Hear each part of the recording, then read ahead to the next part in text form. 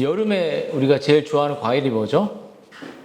수박을 먹으면 물론 겨울에도 먹을 수 있지만 여름이 왔다. 아까 이제 시온이가 물놀이 딱 하니까는 그냥 기분이 싹 좋아지죠. 그러니까 물놀이 하면 또 겨울에 물놀이 안 하잖아요. 그런 것처럼 여러분 오늘 본문에서 이제 무화과나무 가지가 연해지고 또 잎을 내기 시작하면 여름이 왔다. 그리고 이제 여름이 또 지나면 가을이 오고 겨울이 오는 것처럼 이렇게 시절을 우리가 막을 수 없듯이 예수님이 재림하신다는 거죠.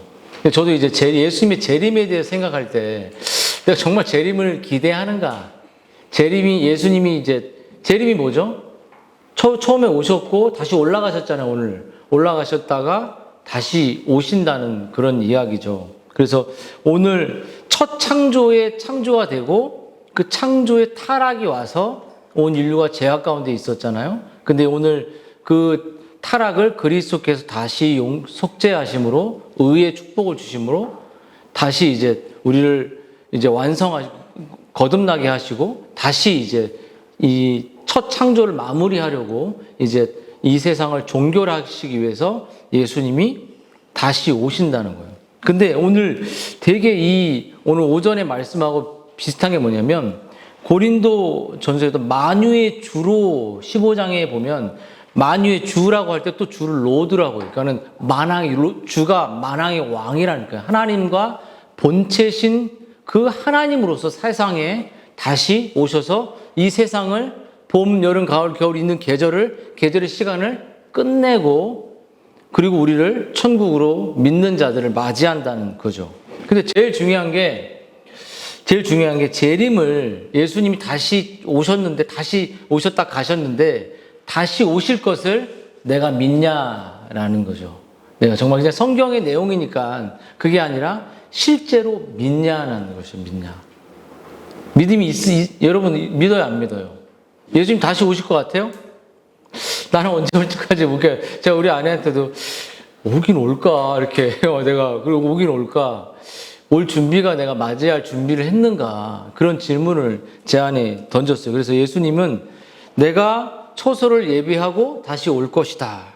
그리고 이제 그 사도행전에서 11장에서도 어찌하여 하늘을 쳐다보냐 너희 가운데 올라가신 그가 다시 오실 것이다 라는 말을 정말 많이 해서 핵심은 뭐냐면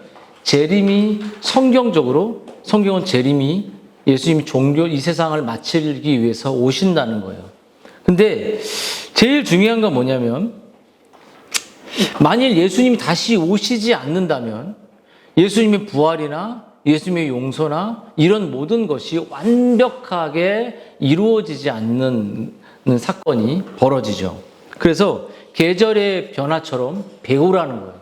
그냥 지혜 없이 그냥 넘어가지 말고 계절이 바뀌듯이 이 세상에 나이가 많아서 죽을 수도 있고 나이가 어려서 죽을 수도 있는 것처럼 이 세상의 시간이 우리마다 이제 이 세상의 종말이 온다는 거죠. 근데 이 재림을 우리가 알아야 할 때 교훈이 있습니다. 교훈. 교훈. 이 재림은 뭐냐면 어떤 교훈이 뭐냐면 세상 역사의 끝이 온다는 것이에요. 세상 역사의 끝이 오는데 우리는 이 세상이 끝날 때 무엇을 위해 사는가? 어떻게 살고 있는가? 왜 사는가? 그 이야기를 오늘 하는 거예요. 내가 왜 어떤 목적으로 어떤 이유로 사는데 오늘 이 성경은 예수님이 오실 때 만왕의 왕 로드라고 했어요. 주라고 했죠. 제가 한번 데살로니가 전서를 한번 읽어볼게요. 데살로니가 4장 15절에 종말 때 예수님이 오실 때 딱 이 15절부터 17절에 4장 예수님이 어떤 모습을 오는지 얘기해 보세요. 우리가 주의 말씀대로 주라고 썼죠. 또 너희에게 말하노니 주께서 강림하실 때 주로 강림해요.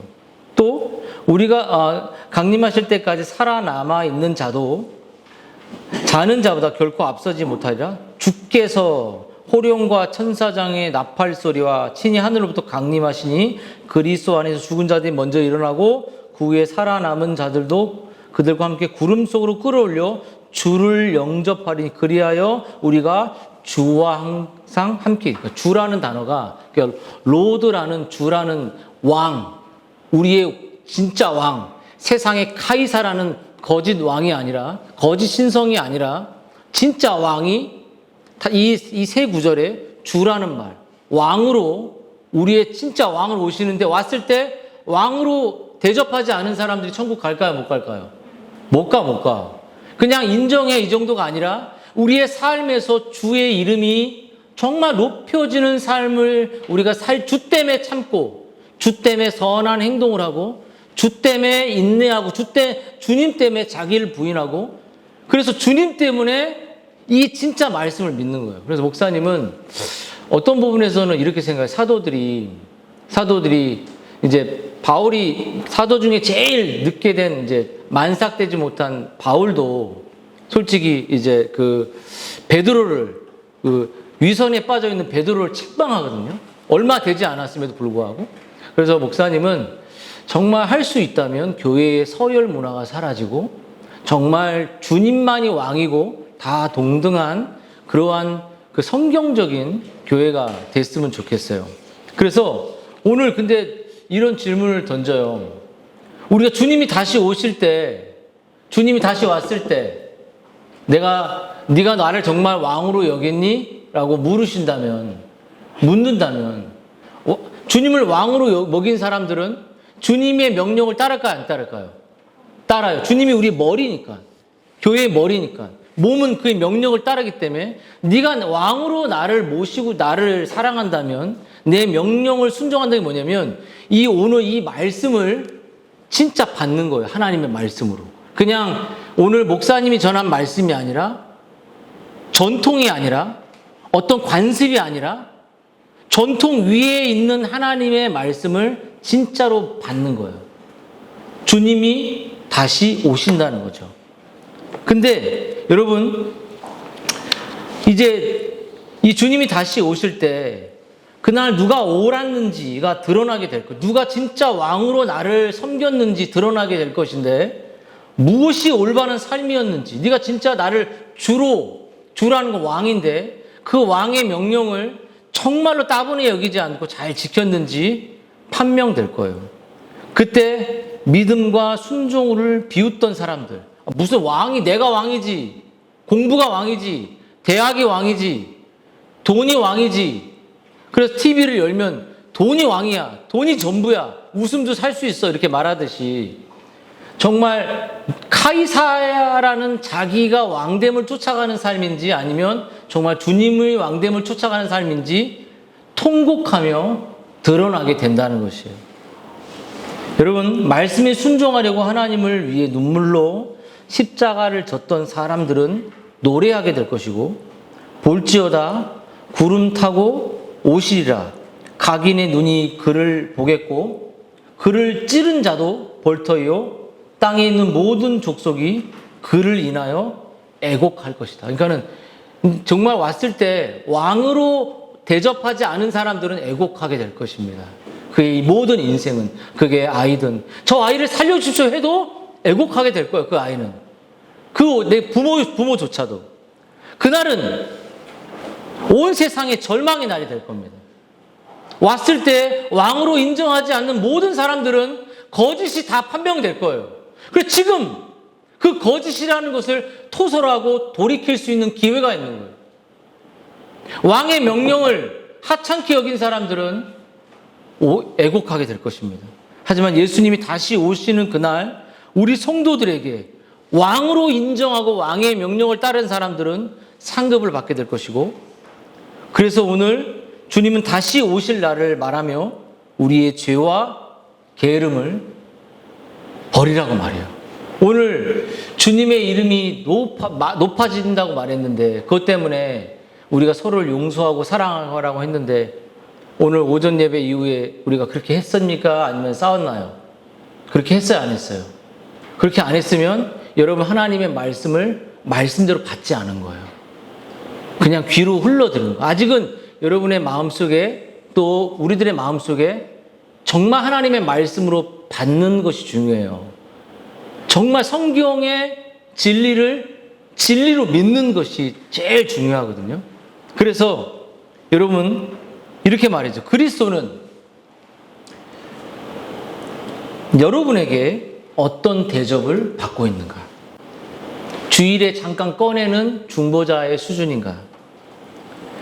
그리스도의 재림은 우리에게 무엇인가? 하루하루의 삶에서 당신이 우리가 주라고 고백하는 그리스도의 다시 오심의 약속은 여러분 예수님 다시 오신다고 했을 때 그 약속에 대한 우리의 태도는 무엇냐는 거죠. 주 예수 그리스도의 다시 오신다는 약속이 혹시 여러분에게 굳이 안 오셔도 되는데 이런 마음이 들 수도 있잖아요. 예수님 꼭 안 오셔도 된다. 이런 마음이 들 수 있어요. 또 굳이 안 하셔도 되는데 약속하신 것처럼 여러분의 마음속에 자리하고 있을지도 몰라요.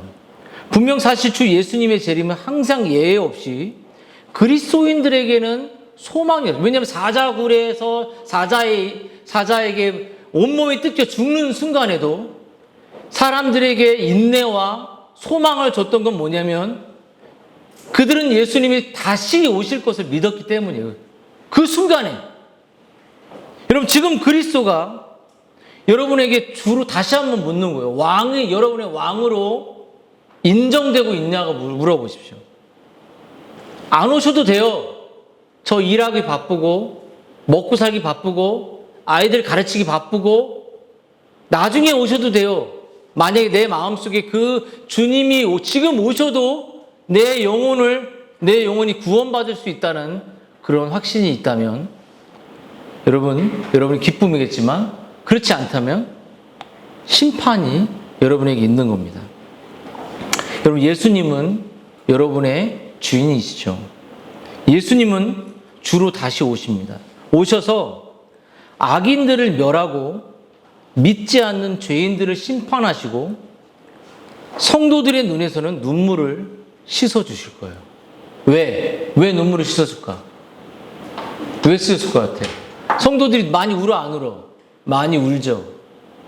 믿지 않는 가족들 때문에 울고 믿지 않는 친구들 때문에 울고 믿지 않는 나의 자녀들 때문에 울고 그래서 그 눈물을 닦아주세요.